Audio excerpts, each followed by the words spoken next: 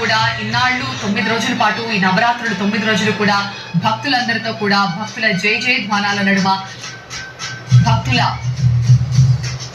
పూజల నడుమ ఎంతో వైభవంగా పూజలు అందుకున్న ఆ మహాగణపతి ఇక ఈ సంవత్సరానికి వెళ్ళొస్తాను, మళ్ళీ సంవత్సరం వస్తాను అంటూ అందరికీ గుడ్ బై చెప్తూ నెమ్మదిగా ఆ నీళ్లలోకి ఒరుగుతున్న దృశ్యాన్ని మనం చూస్తున్నాం.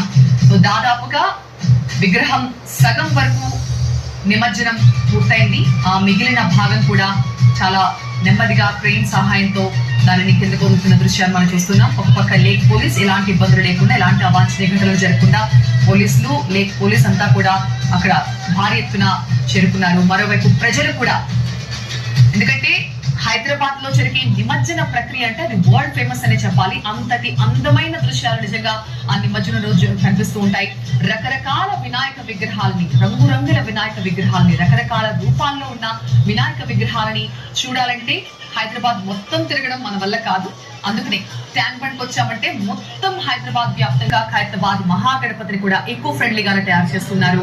మట్టితో అలాగే గడ్డితో ఇలా రకరకాల ఎకో ఫ్రెండ్లీ మెటీరియల్ తోనే ఆ గణేష్ ని కూడా తయారు చేస్తున్నారు. సో ఇక మట్టి గణేష్ ని అక్కడి నుంచి తరలించడం చాలా కష్టం అని అందరూ అనుకునేవారు. కానీ మట్టి గణేష్ ని మహాగణపతిని పెద్ద బడా గణేష్ చేత్తో గుడ్ బై చెప్తున్నట్టుగా కూడా ఉంది.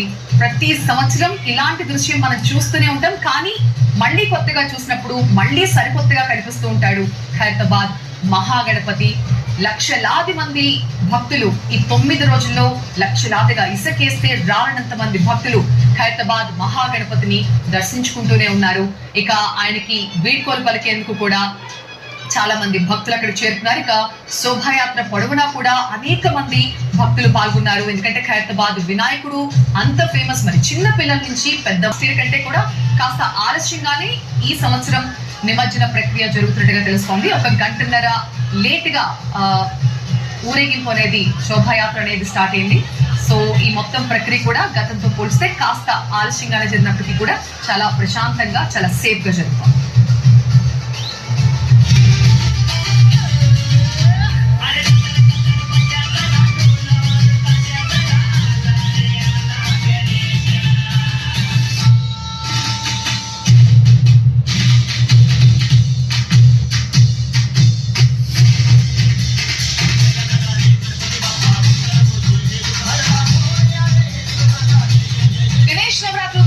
ఖైరతాబాద్ గణేష్ అంటే ఎంతో ప్రత్యేకం. ఇది మనందరికీ తెలిసిందే. నవరాత్రుల పూజలంతా ఒకెత్తైతే ఈ బడా గణేష్ శోభాయాత్ర నిమజ్జనం మరొకెత్తు. ప్రతి సంవత్సరం ఏటా కూడా మహాగణపతి నిమజ్జనాన్ని చూసేందుకు తెలుగు రాష్ట్రాల ప్రజలే కాకుండా ఇతర రాష్ట్రాల నుంచి కూడా భక్తులు వస్తూ ఉంటారు.